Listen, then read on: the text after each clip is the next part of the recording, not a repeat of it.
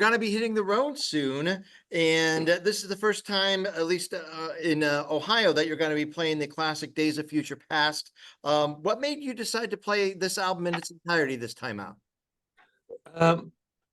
About 3 years ago, it was coming to the anniversary of Days of Future Past, and I thought I'd like to do Days of Future Past live on the road.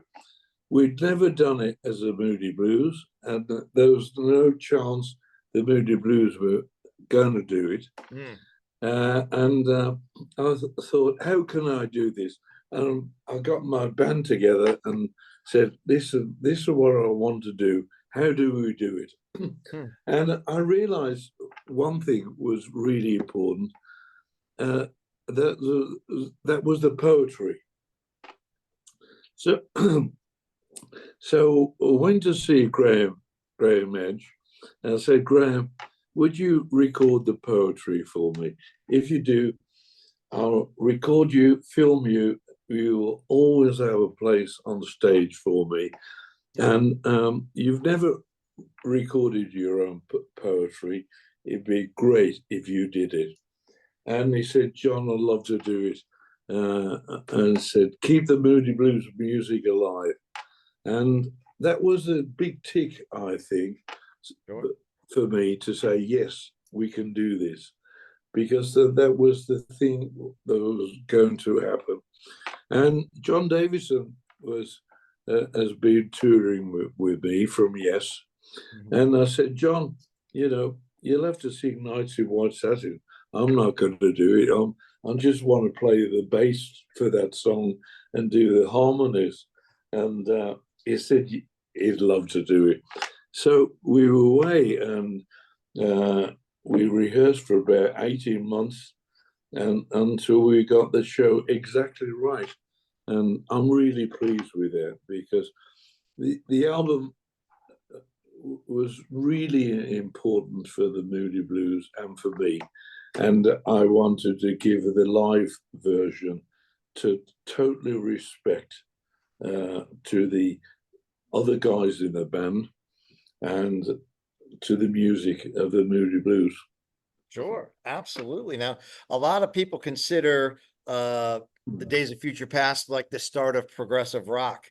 Did you feel that you were doing something different when you recorded that album? We knew it was different. We didn't know what difference it was. All we knew was we weren't a pop band anymore. We were doing something totally different. And I remember when the album came out, everybody knew it was different to mainstream pop. And they gave us names like underground, classical, everything. I can, every name under the sun, because they wanted to pigeonhole us. And I said, no, it's Moody Blues music. I don't know what it is. And I think us in the band all said that. We have no idea what it is, but it's Moody Blues music, Sure. I remember a promoter saying to me, just recently I met him, he said, I was promoting your concert in those days. He said, it's amazing, because you went on stage and said, if you don't want to stand up, sit down on the floor and listen. He said, nobody ever said that before. Right. At a rock concert, And I think that what summed it up really about Moody Blues music. You could sit there and listen to it. Even a rock and roll song, you could still sit and listen. Sure, absolutely. Now, there were some singles from that. Do you remember the first time you heard yourself on the radio and where you were?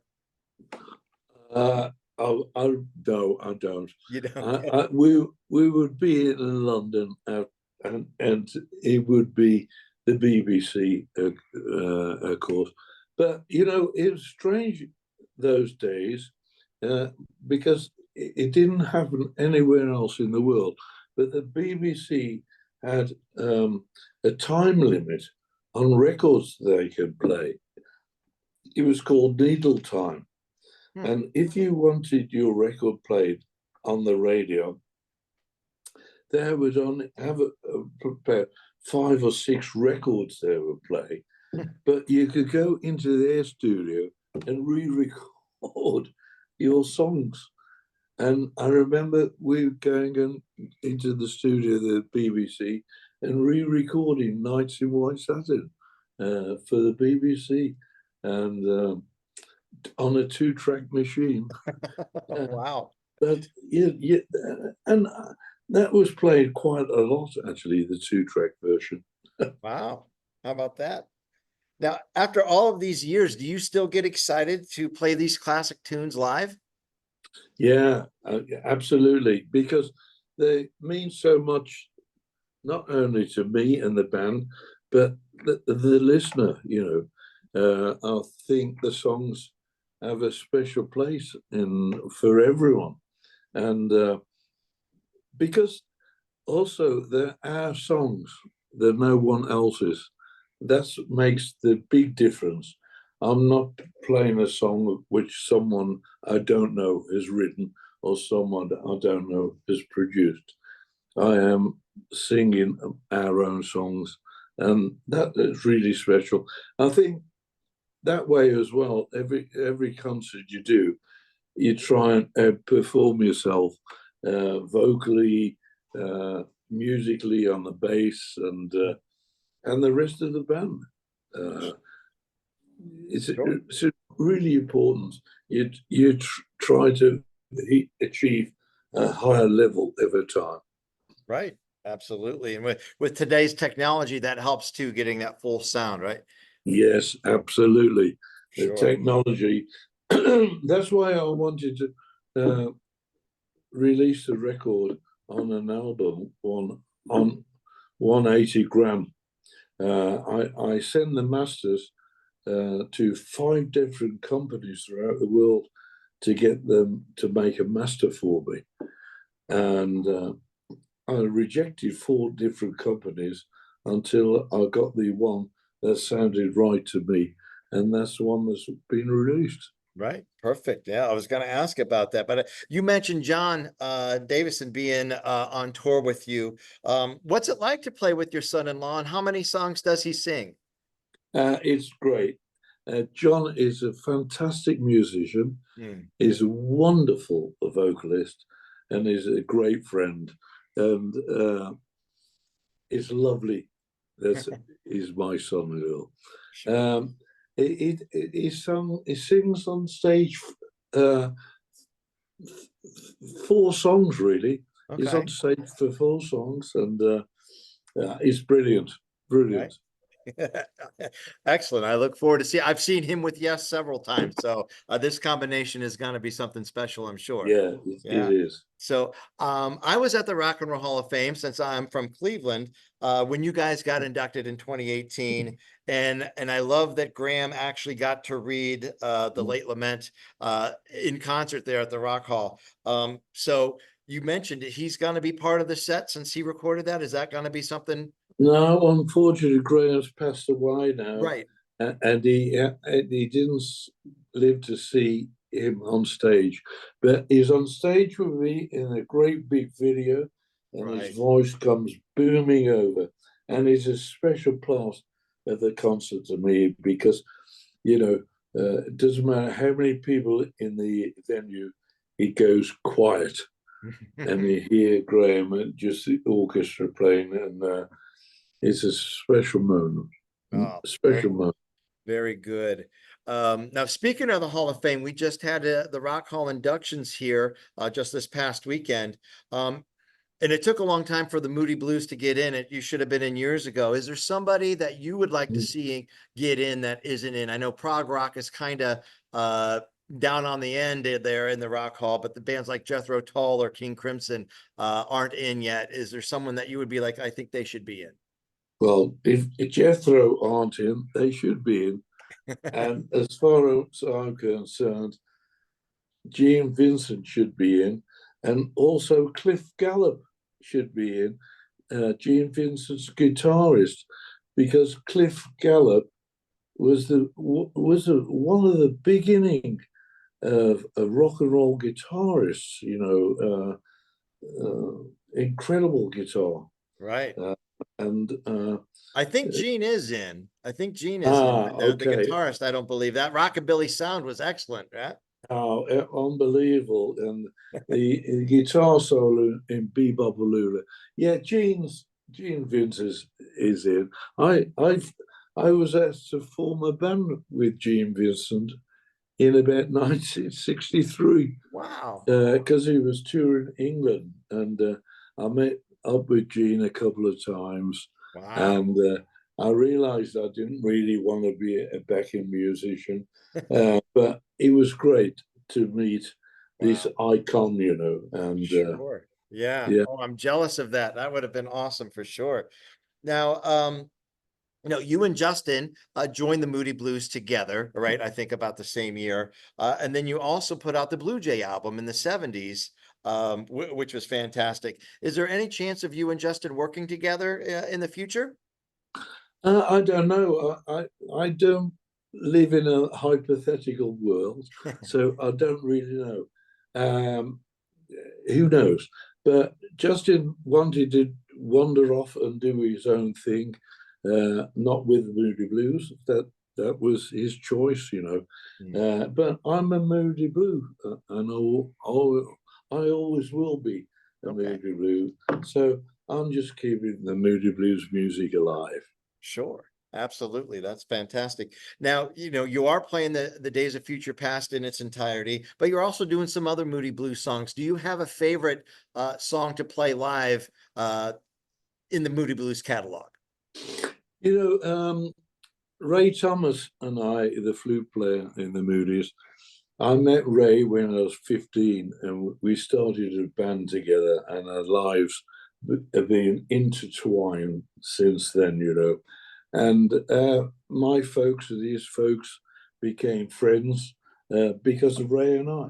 And they spent many holidays together. Oh, And where I'm coming to, Ray and I shared apartments in flats in England, and we were sharing one in a place called Barnes. And he woke up one morning and said, "John, I've written this song about this doctor in Los Angeles called Timothy Leary." And we'd never really heard of Timothy Leary except through the grapevine. But I play Legend of Mind, the song Ray wrote for Tim Leary, because Ray was a great mate. And I think the song is wonderful anyway, because it captures a whole genre of time in one song. It really does put you there mm. in the hippie days and wild west of the West Coast. Sure. The late 60s. I'm sure that was crazy. A little bit before my time, but yeah, Yeah. absolutely.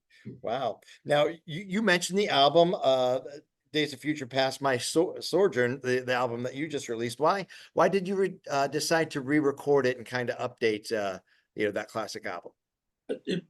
The when I was listening to the live show, I realized it was my life. Mhm. I'd captured as well as Right. the Moody Blues life. It's my life captured in that album, and I thought there's probably a whole group of people may have heard of Nights in White Satin, but never heard of Days of Future Past. And I thought it would be great to put his album out there with modern technology, a new look at the album, and hopefully a younger generation will come along and listen to the album and say, that's what it is all about. And Right. perhaps they'll venture back and buy the original. I don't know. But Sure. it's to let this generation of concert goers listen to the album, which they probably never heard of before. Right. Excellent. Very good. So like I said, you guys you're coming out on the road here pretty soon. You're going to be in Columbus. What can fans expect from your show? Hopefully, a lot of joy, a lot of emotion, a lot of energy, and I hope that everybody in the audience interacts with one another. And the world's a difficult place at the moment, Mm, and if he can escape from that for a couple of hours, and what you listen to and what you observe or whatever, with not just the band but with the audience as well, mm. if you can take that with you, perhaps we'll all have a nicer place to live. For sure, absolutely. Well, the last time I saw you was at the Music Box there in Cleveland, and I left with a big smile on my face. So I'm sure fans are going to be in for a treat. I'm so looking forward to this show, and I'm going to let everybody know about it. And we're going to pack the place for you. Thank you very much indeed. All Thank right, you. great. Well, safe travels, John. I appreciate your time, and best wishes to you. Thank you, Ben, and to you. Thank you for keeping the faith as well. Absolutely. All right.